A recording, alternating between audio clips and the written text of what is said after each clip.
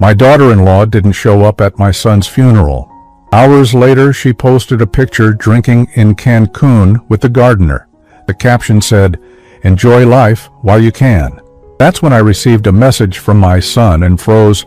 "Dad, come to my house now." Subscribe to the channel for more stories like this and comment the city you're watching from. I never thought I'd bury my son alone. Standing in that funeral home on a gray Tuesday morning, watching the handful of people who came to pay their respects to Richard, I kept glancing toward the entrance, waiting, hoping. Maybe traffic was bad. Maybe her flight was delayed. Maybe there was some reasonable explanation for why Olivia, my daughter-in-law of 8 years, wasn't here to mourn her husband.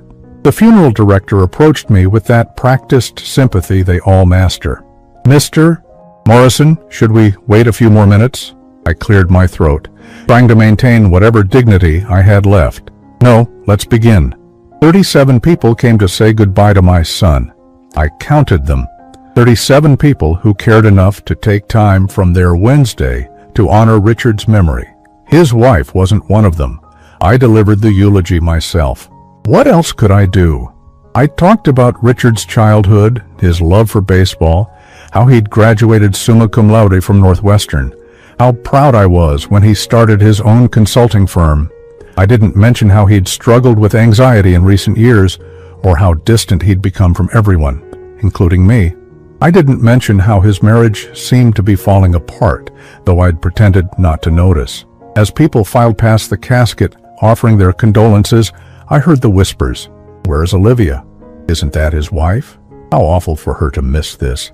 The sympathy in their voices made my chest tighten. If only they knew. After the service, I drove to the cemetery alone. The hearse followed behind me, carrying my son's body. I should have been focusing on Richard, on saying goodbye, on grieving properly. Instead, my mind kept circling back to one question. Where the hell was she? Back at home that evening, I sat in my kitchen staring at my phone. I'd called Olivia 6 times. Each call went straight to voicemail. I'd sent text messages, no response. Richard's death had been sudden. A heart attack at 34, they said, stress-related. I'd called Olivia immediately after the hospital pronounced him dead, and she'd seemed appropriately shocked, appropriately devastated. She'd cried on the phone, asked about arrangements, promised to fly back from her sister's house in Phoenix, where she'd been visiting. That was 4 days ago. I opened my laptop and did something I'd never done before. I checked social media. Richard had always been private about his personal life, and I'd never been one for Facebook or Instagram. But grief makes you do strange things. I found Olivia's Instagram account easily enough. Her profile picture was still her and Richard from their anniversary dinner last year, both smiling, his arm around her shoulders.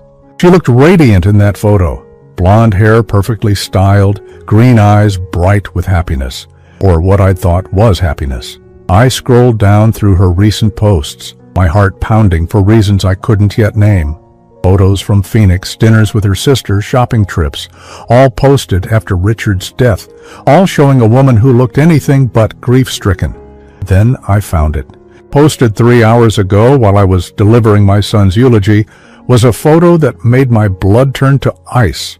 Olivia, in a bright red bikini, cocktail in hand, standing on a beach with crystal blue water behind her. She was laughing, her head thrown back, completely carefree. Next to her stood a man I recognized, Miguel, the gardener who'd been working on their landscaping for months. His arm was around her waist, and they were both grinning at the camera. The location tag read, Cancun, Mexico. The caption made my hands shake. Life's too short not to live it. Cheers to new beginnings. I stared at that photo for 20 minutes, reading and rereading those words. While I stood over my son's grave, throwing dirt on his coffin, his wife was toasting new beginnings in Mexico with another man. The comments were even worse. Friends congratulating her on the trip, asking if she was finally happy, telling her she deserved this. One comment from her sister made my stomach turn. So glad you're done with all that drama. Miguel is perfect for you. Done with all that drama. My son's death was drama to be done with. I closed the laptop and walked to the liquor cabinet, something I rarely did. I poured 3 fingers of whiskey and sat back down, trying to process what I'd seen. 8 years of marriage, 8 years of family dinners, holidays, birthdays. I'd watched Olivia become part of our family, had grown to care for her like a daughter. I'd even defended her to Richard when their fights got bad, telling him that marriage required patience and understanding. What a fool I'd been. My phone buzzed, a text message from an unknown number, but somehow I knew exactly who it was before I even looked. "Dad, come to my house now. We need to talk. Don't tell anyone. Richard." I dropped the phone. It clattered on the kitchen floor, the screen cracking, but I barely noticed. My hands were shaking so violently I could barely pick it up again. I read the message 3 times, then 4, then 5. It had to be some kind of mistake. A cruel joke, someone who'd gotten hold of Richard's phone. But the number was different, and who would do something so sick? I grabbed my car keys with trembling fingers. I had to see for myself. I had to know what kind of nightmare I'd stumbled into, because one thing was certain. I'd just buried my son this morning, and dead men don't send text messages. I drove to Richard's house in a daze, my mind refusing to accept what seemed impossible. The familiar tree-lined street looked the same as always, but everything felt different now. Wrong somehow. I'd been here just 2 days ago, helping Olivia pack some of Richard's things before her supposed trip to Phoenix. She'd been crying then, or at least I thought she had been. Richard's house sat dark against the October sky. A single light glowed from the kitchen window in the back. My hand shook as I used my spare key to open the front door. "Richard?" My voice cracked as I called out. Silence answered me. I walked through the living room, past the couch where I'd comforted Olivia 4 days ago when the hospital called, past the family photos on the mantel, Richard's college graduation, their wedding day, Christmas mornings. Everything looked exactly the same, yet nothing made sense anymore. The kitchen light drew me forward. As I rounded the corner, I froze. My son sat at his own kitchen table, very much alive, a cup of coffee growing cold in front of him. He looked up when I entered, his face pale and drawn, dark circles under his eyes that I'd never noticed before. He'd lost weight, a lot of weight. His clothes hung loose on his frame. "Dad." His voice was barely above a whisper. "I'm sorry." I couldn't move, couldn't speak. My brain struggled to process what my eyes were seeing. This was my son, alive and breathing, sitting in his kitchen 3 hours after I'd watched his coffin lowered into the ground. "You're supposed to be dead." The words came out strangled, barely human. Richard's face crumpled. I know how this looks, how insane this must be for you. Please, sit down. Let me explain." I remained standing, my legs locked in place. "I buried you today, Richard. I threw dirt on your coffin. I gave your eulogy. What kind of sick game is this?" "It's not a game." He stood up slowly, his movements careful, deliberate. "Dad, I'm in serious trouble. The kind of trouble that could destroy not just me, but you too. Everything we've worked for, everything our family has built." "What are you talking about?" Richard ran his hands through his hair, a gesture I'd seen him make thousands of times since childhood when he was nervous or scared. 6 months ago, I made a mistake at work, a huge mistake. I was handling the Meridian Industries account. You remember? The pharmaceutical company?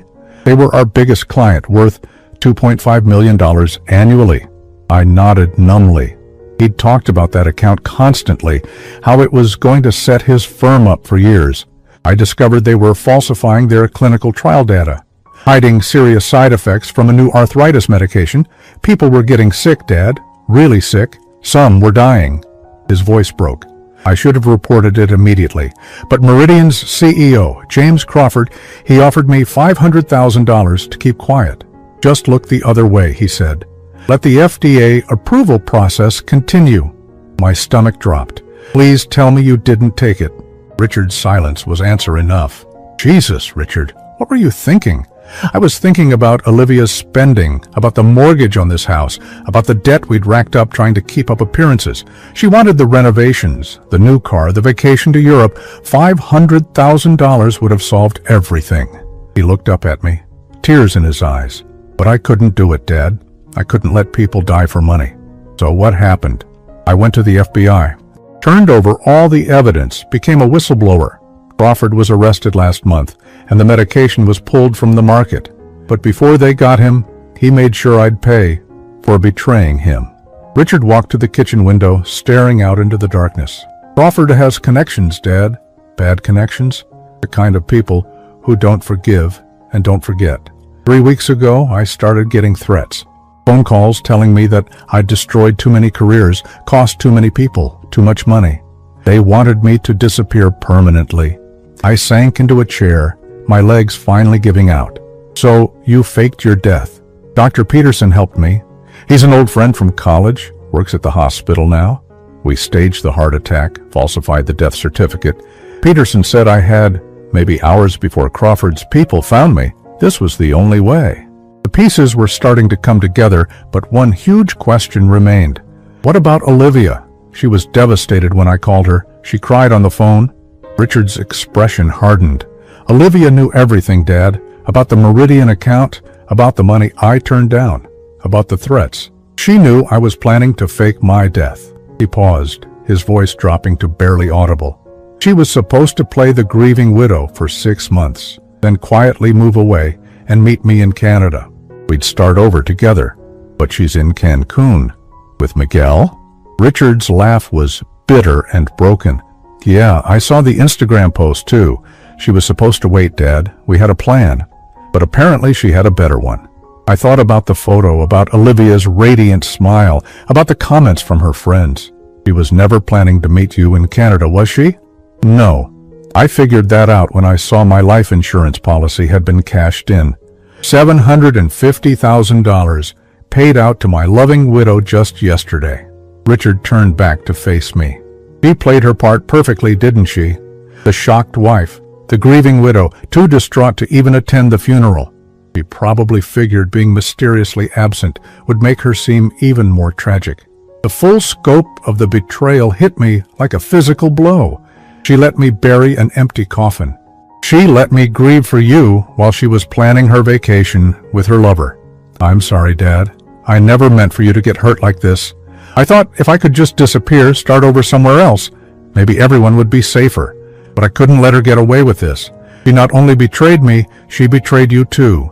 Made you suffer while she counted her money. I looked at my son, thinner, haunted, but alive, and felt something shift inside me. The grief I'd carried for 4 days began transforming into something else entirely, something harder and colder. What do we do now? I asked. Richard met my eyes, and for the first time since I'd walked into his kitchen, I saw a spark of the determination that had made him successful in business. Now we make sure she doesn't get to enjoy that money, and we make sure she pays for what she put you through. How? A slow smile spread across Richard's face, and I realized my son had inherited more of my calculating nature than I'd ever known. Well, Dad, legally speaking, I'm still dead. Which means Olivia is about to discover that being married to a dead man has some very serious complications. Richard moved to the kitchen counter and pulled out a laptop I'd never seen before. His movements were careful, methodical, like a man who'd been planning something for a long time. There's more you need to know, Dad. Things I discovered after I was supposed to be dead. He opened the laptop and turned the screen toward me. Olivia wasn't just planning to abandon me in Canada. She was planning to destroy me long before that. The screen showed email exchanges, bank records, text message screenshots. My eyes struggled to focus on the details, but Richard walked me through each piece of evidence with the precision of the business consultant he'd trained to be. 3 months ago, I started noticing money missing from our joint accounts. Small amounts at first, $200 here, $300 there. When I confronted Olivia about it, she said she was buying surprise gifts for our anniversary. He clicked to another screen. She was buying gifts, all right, just not for me. Photos of expensive jewelry, designer handbags, and luxury hotel receipts filled the screen. All purchased during times when Olivia claimed to be visiting her sister in Phoenix or shopping with friends in Chicago. Miguel wasn't just our gardener, Dad. They'd been having an affair for 8 months. These hotel receipts show they were meeting twice a week, sometimes 3 times. Always on my credit card, my hands clenched into fists. She was spending your money to cheat on you. It gets worse. Richard's voice was steady, but I could see the pain behind his eyes. When the FBI investigation started, and I told Olivia I might have to enter witness protection, she didn't just agree to come with me, she encouraged it. Said it would be an adventure, a chance to start fresh. But look at this. He opened a new folder filled with more screenshots, text messages between Olivia and someone named Marcus Financial Services. He was already talking to a private investigator, Dad. Not to help protect me from Crawford's people, but to gather evidence that I was mentally unstable. Look at these messages. I leaned closer to read. The messages were cold, calculating. Olivia describing Richard's anxiety, his drinking, his erratic behavior since becoming a whistleblower. He was building a case that he was having a mental breakdown, that he might hurt himself or others. She was going to have me committed? Worse than that? She was setting up a scenario where my death would look like suicide. A mentally disturbed whistleblower who couldn't handle the pressure and took his own life. She even researched how to make it look like I'd been planning it for months. Richard clicked to another file. Financial documents showing Olivia had taken out additional life insurance policies on him without his knowledge. Policies worth over $1 million total, all with suicide clauses that would still pay out if he waited 2 years after the policy date. She's been planning this for 2 years, Dad. Long before the Meridian situation, she married me, convinced me to take out massive life insurance, and then waited for the perfect opportunity to cash in. The room seemed to spin around me. This wasn't just betrayal or even greed. This was something much more sinister. She was planning to murder you, or drive me to suicide, which would be cleaner legally. The private investigator was documenting everything to support her story. Stressed businessman, money problems, legal troubles, history of depression. It would have been an open and shut case. I stood up abruptly, pacing to the window. Outside, the neighborhood looked peaceful, normal. Inside this kitchen, I was learning that my daughter-in-law was essentially a predator who'd spent years planning to kill my son for money. But then you faked your death first. Dr. Peterson's plan gave me an unexpected advantage. Olivia thought she'd won. She got her insurance money without having to commit actual murder. She could play the tragic widow, collect her payoff, and start her new life with Miguel without any blood on her hands. Richard pulled up another screen showing bank activity. She wasted no time. Insurance money deposited on Monday, $50,000 transferred to Miguel's account on Tuesday. Plane tickets to Cancun purchased Wednesday morning. She was out of the country before my body was even cold. Except your body was never cold because you were never dead. Exactly. And here's where it gets interesting. Richard's expression shifted, becoming more calculating. Olivia doesn't know that I'm alive, but she also doesn't know that I found all this evidence before I died. She thinks she covered her tracks perfectly. He opened a new folder labeled Insurance Fraud Evidence. The contents made my breath catch. Richard had documented everything. The forged applications, the unauthorized policies, the payments to the private investigator, the affair with Miguel, even communications showing Olivia had researched methods of murder that would look like accidents. She committed multiple felonies, Dad. Insurance fraud, conspiracy to commit murder, theft, adultery with financial implications for the divorce proceedings she was planning to avoid by becoming a widow. Richard closed the laptop. The question is, what do we do with all this information? I sat back down, my mind racing. We could go to the police, have her arrested for fraud. We could, but there's a problem with that approach. Richard leaned against the counter. If I reveal that I'm alive, I have to explain why I faked my death. Dr. Peterson could lose his license, maybe go to prison for falsifying records. The FBI witness protection people will be furious that I went off script, and Crawford's people will know exactly where to find me. So we're stuck. Not stuck. We just need to be smarter about this. Richard sat back down across from me. Olivia thinks she's won. She's got her money, her lover, and her freedom. She's probably planning to stay in Mexico for a few months, let the grief period pass, then come back and sell the house, liquidate everything else, and disappear forever. What's stopping her? Well, technically, she can't sell the house or access most of our shared assets while I'm legally dead. The estate has to go through probate, which takes months. But she's got the life insurance money, so she figures she can wait. Richard smiled grimly. What she doesn't know is that I documented her fraud before I died, and dead men can still file insurance claims disputes. I stared at my son, seeing a side of him I'd never witnessed before. The anxious, overwhelmed man I'd worried about for months had been replaced by someone harder, more strategic. What are you planning, Richard?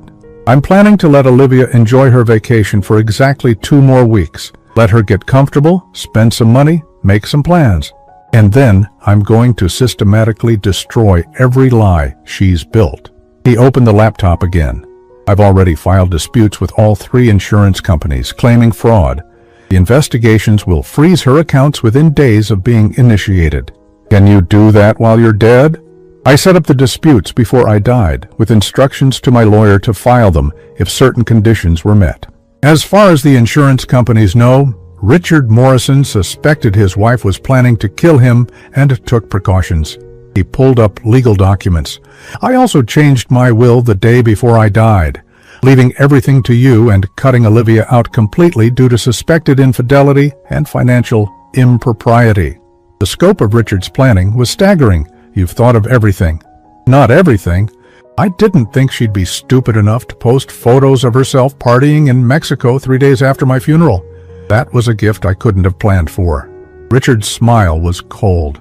Those photos, combined with the financial records showing money transfers to Miguel, will make the insurance fraud case airtight. What about Miguel? He's complicit in this. Miguel's the least of our problems. He's just a guy who thought he was dating a rich widow. When Olivia's money disappears and the fraud charges hit, he'll disappear too. Men like Miguel don't stick around for poor women with legal problems. I looked at my son with a mixture of pride and concern. This is a dangerous game, Richard. What if Olivia figures out you're alive? Then we accelerate the timeline. But I don't think she will. She's too busy celebrating her victory to question it. He closed the laptop again. Besides, Dad, she's already made her biggest mistake. Which is? She underestimated both of us. She thought you were just a sad old man who'd grieve quietly and never ask questions. She thought I was too weak and anxious to ever fight back. Richard's eyes hardened. She was wrong on both counts. I felt something settle in my chest. A calm determination I hadn't experienced in years. What do you need me to do? For now, just keep being the grieving father. Don't change anything about your routine. But in 2 weeks, when the insurance companies freeze her accounts and she comes running back, demanding answers, I need you to be ready. Richard met my eyes. Because that's when we spring the trap. And that's when Olivia learns that some games have consequences she never saw coming. The 2 weeks that followed were the longest of my life. I had to continue playing the role of the grieving father while knowing my son was alive and hiding just 20 minutes away in a small apartment he'd rented under a false name. Every day felt like walking on a tightrope, maintaining the facade while helping Richard orchestrate what he called Olivia's reckoning. I visited Richard's grave twice a week, just as a bereaved father would. I brought flowers, stood there for appropriate amounts of time, and even talked to the headstone when other visitors were nearby. It felt obscene, performing grief over an empty coffin, but it was necessary. Several neighbors and family friends approached me during these visits, offering condolences and asking about Olivia's well-being. Such a tragedy, Mrs. Henderson from down the street said during one visit. Poor Olivia, losing Richard so young. Is she holding up all right? I haven't seen her around. She's taking some time away, I replied, the lie sliding out easier than I expected. Staying with family. The grief has been overwhelming for her. What I didn't tell Mrs. Henderson was that I'd been monitoring Olivia's social media obsessively. The Cancun photos continued, beachside dinners, sunset cocktails, spa treatments, shopping sprees. Miguel featured in most of them, sometimes with his arm around her, sometimes kissing her cheek.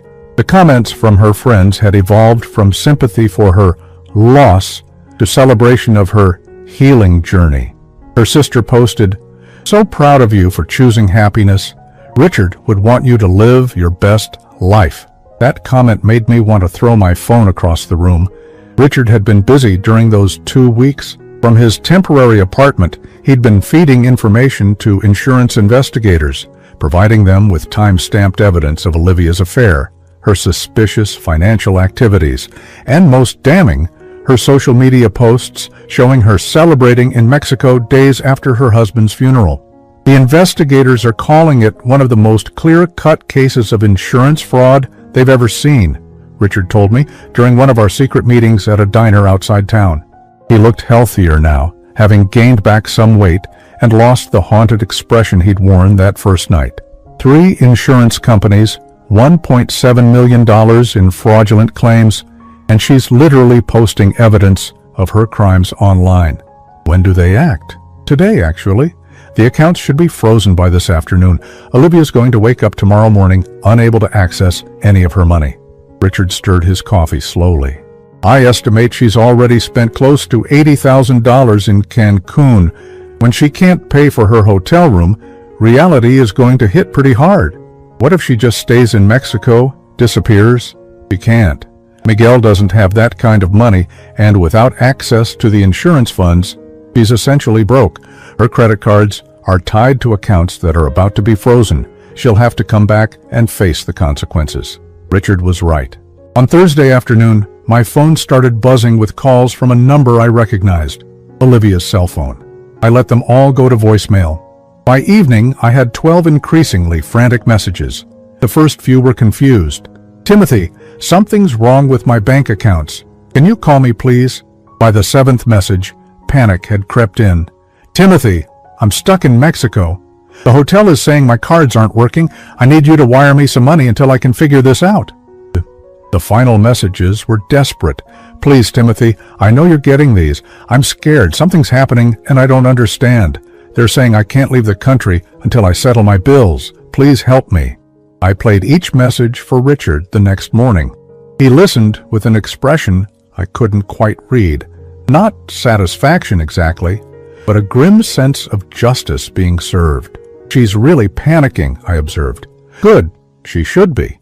Richard closed his laptop where he'd been monitoring news feeds about insurance fraud investigations. The FBI contacted me yesterday, contacted my lawyer claiming to represent my estate. They want to interview the surviving family members about possible financial irregularities involving the deceased's wife. They want to interview me and Olivia once she's back in the country, which, according to the Mexican authorities, should be very soon. They're not going to hold her indefinitely, but they are requiring her to settle her debts before leaving. How is she going to do that without access to her accounts? Richard's smile was cold. That's where Miguel comes in. Turns out he's been bragging to his friends about his rich American girlfriend. Posted photos of the expensive gifts she's been buying him, the luxury hotels they've been staying at. When the money dried up yesterday, so did his enthusiasm for their relationship. He left her, took the first flight back to Chicago this morning. Olivia is alone in a foreign country with no money, no friends, and a growing list of legal problems. Richard leaned back in his chair. I almost feel sorry for her. Almost. I didn't feel sorry for her at all. Every time I remembered standing over that empty grave, throwing dirt onto a coffin that contained nothing but weighted pillows, my sympathy evaporated. When does she get back? Her flight lands tomorrow evening. She managed to contact her sister, who wired her enough money for a plane ticket, but she's coming back to a very different world than the one she left. Are you ready for this? Richard nodded slowly. I've been ready since I saw those Instagram posts of her laughing on the beach while you buried an empty coffin. His voice hardened. She humiliated you, Dad. She made you grieve alone while she celebrated with her lover using money she stole from our family. That's not something I can forgive. And you're sure this will work? The insurance fraud case is airtight. She'll either take a plea deal or go to trial, but either way she's looking at serious prison time. The money she stole will have to be returned, plus penalties and interest. Her reputation is destroyed, and she'll be lucky if she doesn't end up owing more than she's worth after legal fees. Richard paused, looking out the diner window at the ordinary suburban street outside. But the legal consequences are just the beginning, Dad. The real justice comes when she realizes that everyone knows what she did. Her friends, her family, our neighbors. They're all going to learn that she's not a tragic widow who lost her husband too young. She's a con artist who tried to cash in on that husband's death while betraying him with another man. She'll try to contact me when she gets back. Let her. But remember, as far as you know, I'm still dead. You're just a grieving father who's slowly learning that his daughter-in-law isn't who he thought she was. Richard reached across the table and squeezed my hand. I'm sorry you have to keep pretending to grieve for me, Dad. I know how hard this has been on you. I squeezed back. Having you alive and safe is worth any amount of pretending. This will all be over soon. Once Olivia is arrested and charged, once the truth comes out publicly, I can start the process of legally returning from the dead. It'll be complicated, but Dr. Peterson has connections who can help smooth things over with the authorities. And then what? You can't go back to your old life. No, I can't. Richard Morrison will have to stay dead, at least officially. But Timothy Morrison's son can start fresh somewhere new, with a new identity, and a chance to build something better. Richard's expression softened, maybe even with his father if that father wants to leave this place behind and start over too. I thought about my empty house, my quiet retirement, the loneliness that had been my constant companion since Richard's supposed death. The idea of starting fresh, of having my son back in my life, was more appealing than I cared to admit. We'll see, I said. First, let's make sure Olivia gets exactly what she deserves. Richard smiled, and for the first time in weeks, it was a real smile, not the calculating expression he'd worn while planning his revenge. Oh, she will, Dad. She definitely will. Tomorrow night, when she walks into that house expecting to resume her life as a grieving widow, she's going to discover that some lies have consequences she never imagined. Olivia's plane landed at 8:30 on a cold Friday evening. I knew because I'd been tracking her flight obsessively, the same way I'd been monitoring everything about her for the past 2 weeks. Richard and I had spent the afternoon making final preparations for what he called the confrontation. I was sitting in my living room, pretending to watch television, when my phone rang at 9:45. Olivia's number flashed on the screen. I let it ring 4 times before answering, just long enough to sound like a man who'd been lost in his grief. Timothy? Her voice was strained, exhausted. Thank God you answered. I'm so sorry I haven't been able to call. There were problems with the phone service in Mexico, and then my flight was delayed and everything has been just awful. Olivia? I kept my voice carefully neutral. I was wondering when you'd get back. I'm at the house now, but something's wrong with the locks. My key isn't working, and there's some kind of notice on the door. I can't read it properly in the dark. Her voice cracked slightly. Could you come over? I know it's late, but I'm scared to be alone right now. I glanced at the clock. Right on schedule. The locksmith Richard had hired had changed the locks that afternoon, and the notice on the door was from the FBI, informing Olivia that the house was part of an ongoing fraud investigation. I'll be there in 20 minutes, I said. Thank you, Timothy. I don't know what I'd do without you. You're the only family I have left now that Richard is... She broke off, making a sound that might have been a sob, but sounded more like exhaustion. The drive to Richard's house felt surreal. I'd made this trip hundreds of times over the years. Family dinners, holidays, helping with home repairs, babysitting their dog when they traveled. But tonight felt different. Tonight I was driving toward a reckoning that had been building for weeks. Olivia was standing on the front porch when I arrived, looking nothing like the radiant woman from the Cancun photos. Her hair was pulled back in a messy ponytail, her skin pale and drawn. She wore wrinkled clothes that looked like she'd slept in them, and her eyes were red-rimmed with exhaustion or tears. I couldn't tell which. Timothy, thank you for coming. She rushed toward me, attempting to embrace me, but I stepped back slightly. The movement was subtle, but she noticed. Her expression flickered with confusion. Let me see this notice, I said, walking past her to the front door. The FBI document was official and intimidating, full of legal language about asset freezing and ongoing investigations. I read it slowly, watching Olivia from the corner of my eye. She was pacing behind me, wrapping her arms around herself. I don't understand any of this, she said. Why would the FBI be involved with Richard's death? It was a heart attack, natural causes. I turned to face her fully for the first time.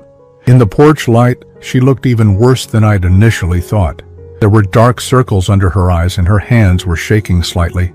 "Olivia, where exactly have you been for the past 2 weeks? I told you I was in Phoenix with my sister, dealing with the grief, trying to process everything." The lie came out smoothly, practiced, and then I took a few days in Mexico. The doctor said travel might help with the depression. Mexico. I repeated the word flatly. Just for a few days. Sarah thought a change of scenery might help me cope with losing Richard. Her voice grew stronger, more confident, as she settled into her story. "I know it might seem insensitive, but I was falling apart, Timothy. I needed to get away from all the memories here." I nodded slowly, as if accepting her explanation. "I can understand that. Grief affects people differently." Relief washed over her face. "Exactly. Thank you for understanding. I knew you would." She gestured toward the house. "But I still don't understand why the FBI would be involved, or why my locks don't work. Maybe we should call someone, get some answers." I pulled out my phone. "I have the number for Richard's lawyer. He might know what's going on." "Yes, please call him. This has to be some kind of mistake." I dialed the number Richard had given me. His lawyer, David Chen, had been briefed on our plan and was expecting the call. He answered on the second ring. "David, this is Timothy Morrison. I'm here at Richard's house with Olivia, and there's an FBI notice on the door about some kind of investigation." I paused, letting him speak.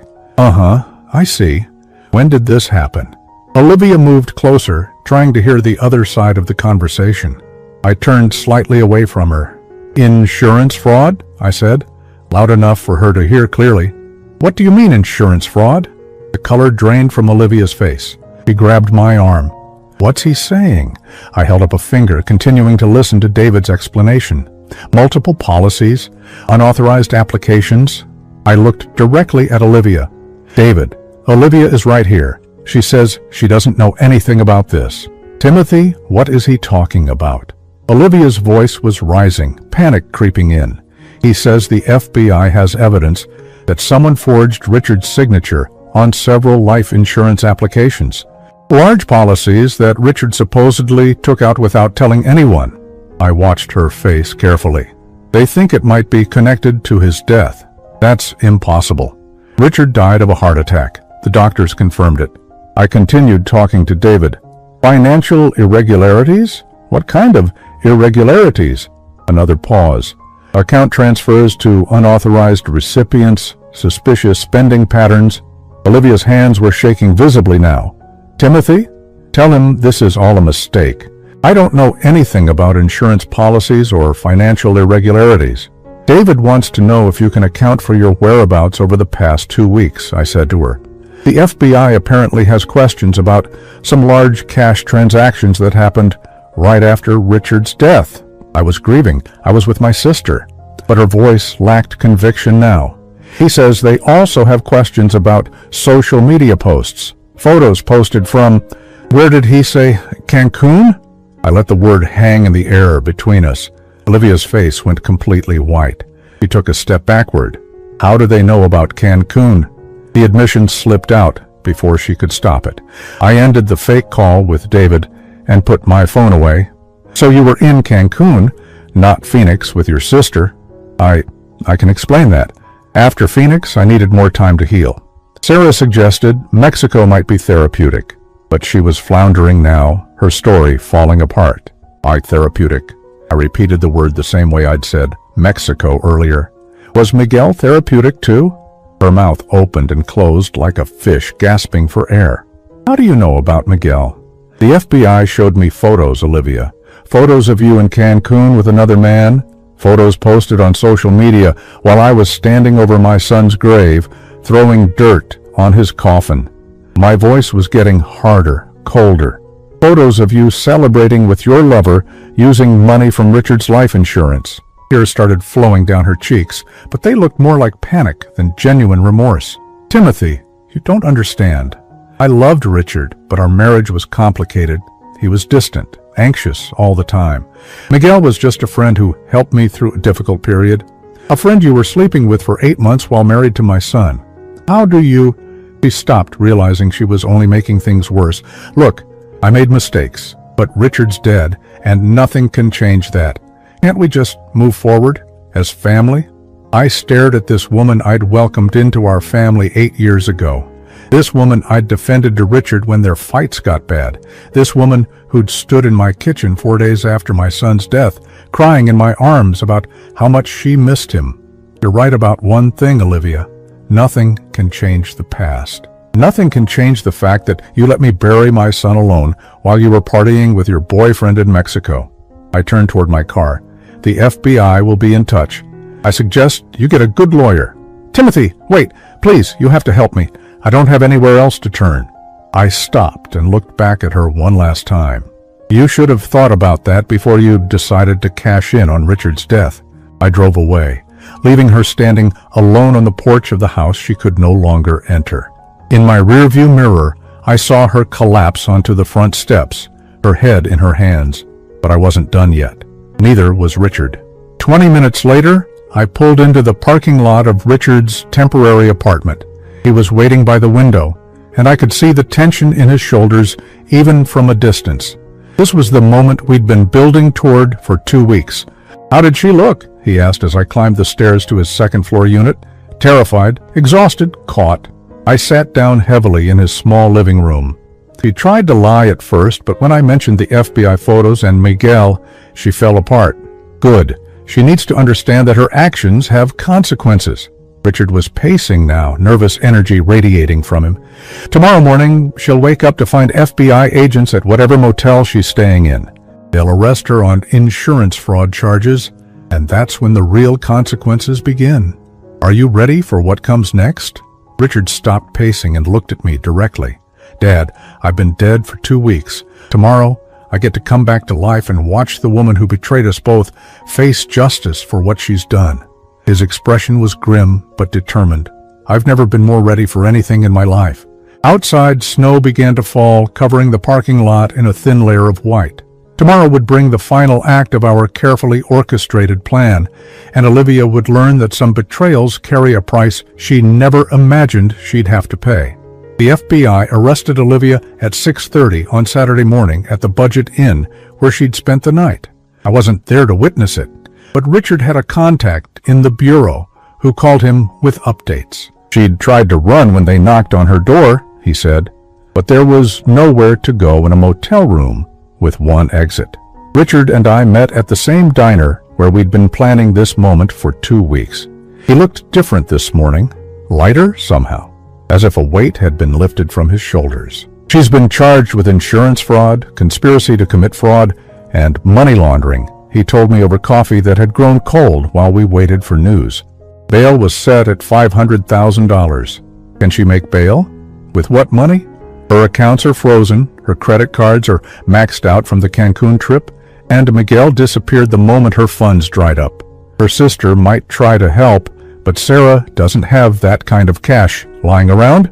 I thought about Olivia sitting in a jail cell, probably still wearing the wrinkled clothes she'd traveled in. 2 weeks ago, I might have felt sorry for her. Now I felt nothing but a cold satisfaction that justice was finally being served. When do you come back from the dead? Richard smiled, the first genuine smile I'd seen from him since this whole nightmare began. This afternoon, Dr. Peterson has everything arranged with the hospital administration and the police. The official story is that there was a mix-up with patient identification, that Richard Morrison was in a coma rather than dead, and that he's made a miraculous recovery.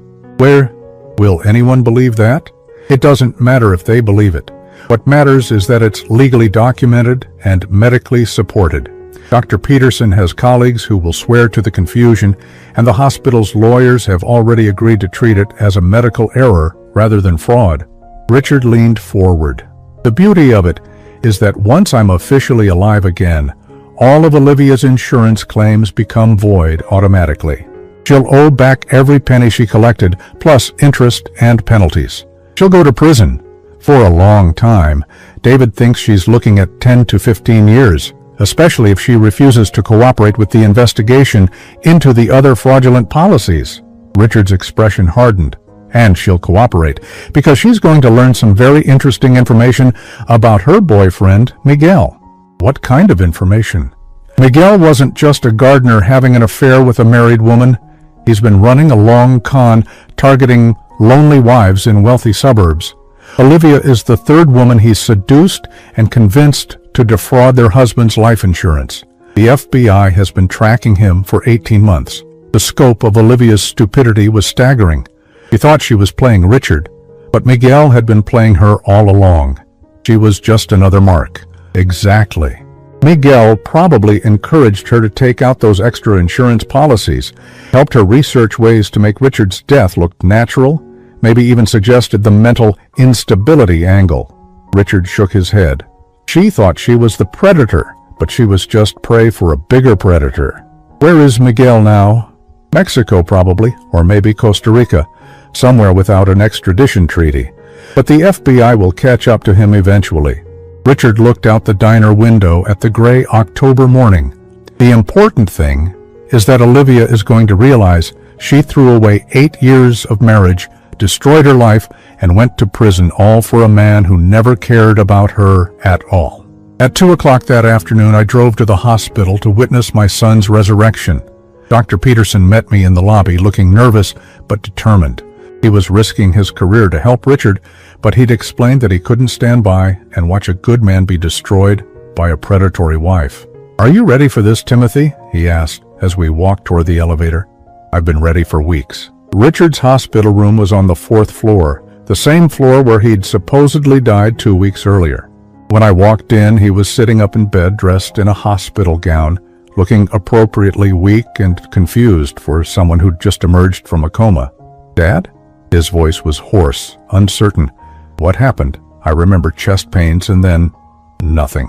The performance was flawless. Even knowing it was an act, I felt a surge of relief at hearing my son's voice again.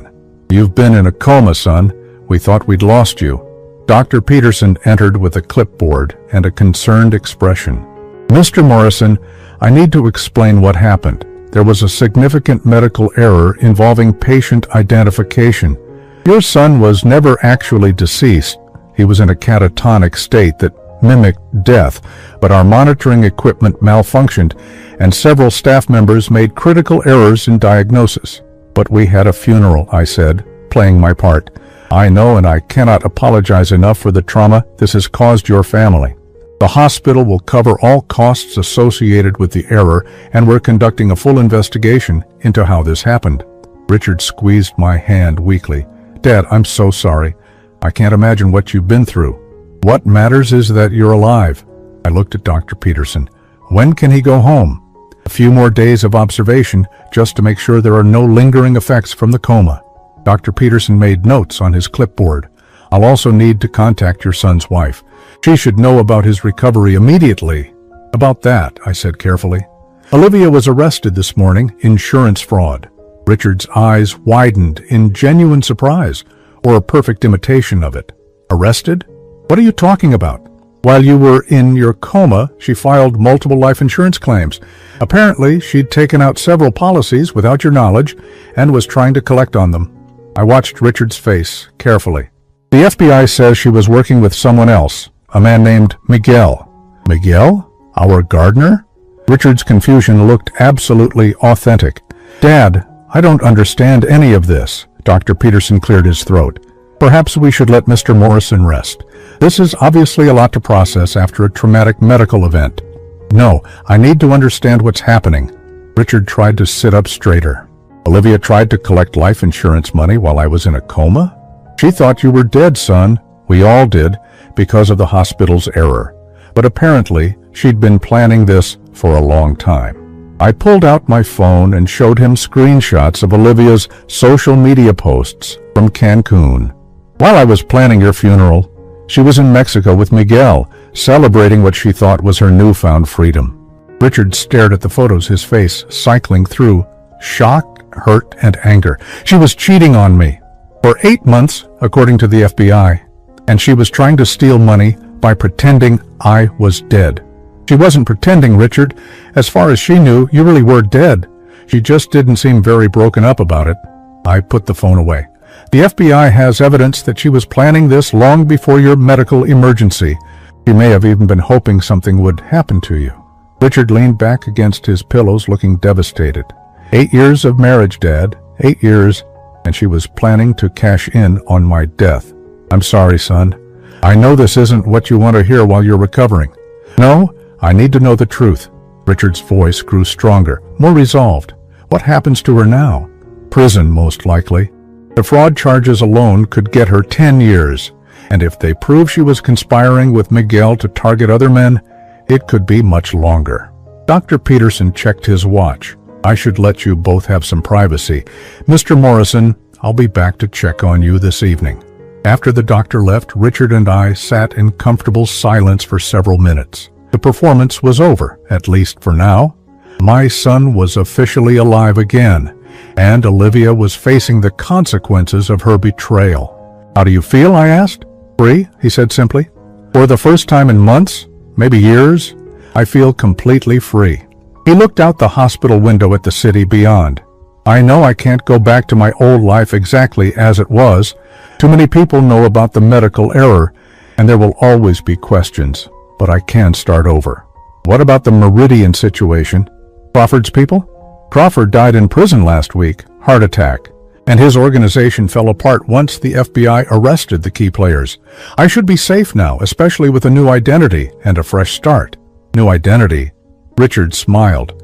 Well, I can't very well go back to being the Richard Morrison who supposedly died and then came back to life.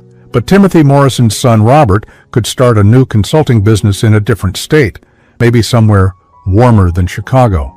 The idea appealed to me more than I wanted to admit. Robert Morrison. I like the sound of that. What about you, Dad? Are you ready for a new chapter too? I thought about my empty house, my quiet retirement, the loneliness that had been my constant companion. Then I thought about the past 2 weeks, working alongside my son to bring justice to someone who'd wronged our family. It had given me a sense of purpose I hadn't felt in years. Robert Morrison is going to need a business partner, I said. Someone with experience and wisdom to help guide a new consulting firm. Richard's smile was radiant. I was hoping you'd say that. 3 months later, Robert Morrison Consulting opened its doors in Charlotte, North Carolina. The business cards listed Robert Morrison as CEO and Timothy Morrison as senior partner. We specialized in helping companies navigate ethical challenges and fraud prevention, expertise we'd gained through hard experience. Olivia was sentenced to 12 years in federal prison after pleading guilty to insurance fraud, conspiracy, and money laundering. Miguel was eventually captured in Guatemala and extradited to face charges for running a criminal enterprise that had defrauded at least 6 families. The insurance companies recovered most of the money Olivia had stolen, though she'd managed to spend nearly $100,000 during her brief taste of freedom. On the anniversary of Richard's supposed death, we visited the cemetery where an empty coffin still lay buried under a headstone bearing my son's name. We brought flowers, not out of morbid humor, but as a reminder of how close we'd come to losing each other forever. Do you ever regret it? Richard asked as we stood beside the grave. Everything we put Olivia through? I thought about the question seriously. I regret that it came to this. I regret that she made the choices she made. But I don't regret protecting our family from someone who would have destroyed us both without a second thought. Richard nodded. She had every opportunity to be honest, to work through our problems, to build a real life together. Instead, she chose deception and betrayal. The consequences were her own doing. As we walked back to our car, I reflected on how much had changed in 1 year. I'd lost a son and gained him back. I'd lost a daughter-in-law and gained my freedom from her manipulation. I'd lost my quiet retirement and gained a new purpose, a new business, and, most importantly, a deeper relationship with the son I'd almost lost forever. Olivia had tried to profit from what she thought was Richard's death, but in the end, his resurrection had given us both a new life. Justice, I realized, sometimes comes in the most unexpected forms.